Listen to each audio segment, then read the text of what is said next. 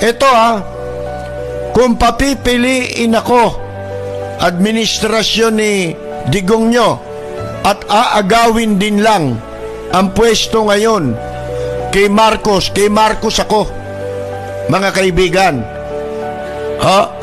Katulad din ng maraming mga nakausap natin na hindi sila pare-pareho ibinoto. Ang ibinoto ay si Vice President Leni Robredo.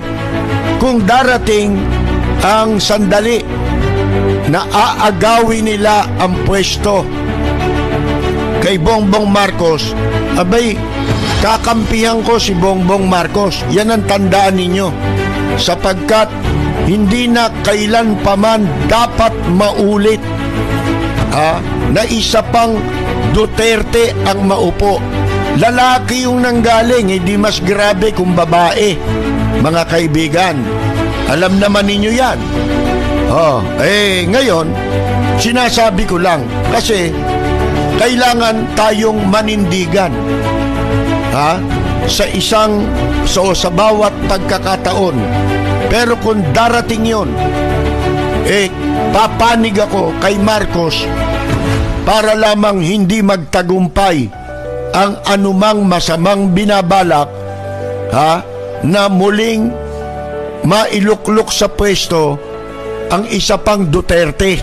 Tandaan ninyo yan, mga kaibigan, kasi wala naman tayong pagpipilian kung hindi lesser evil. Lesser evil na ito Bakit? Hindi marahas. Yan ang unang-una, mga kaibigan. Hindi siya nagiging marahas kahit na ano ang gawing pagbanat sa kanya. Hindi lang pagpune. Binabanata na nga, diba, sa New York? Hindi sila makahinga ron sa protestang isinalubong sa kanila. Hanggang sa papauwi na, nirarally pa.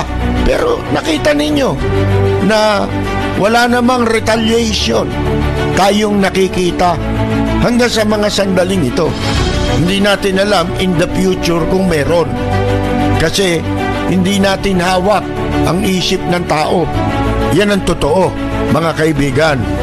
Ngayon, hindi naman natin kinampanya yan, di ba?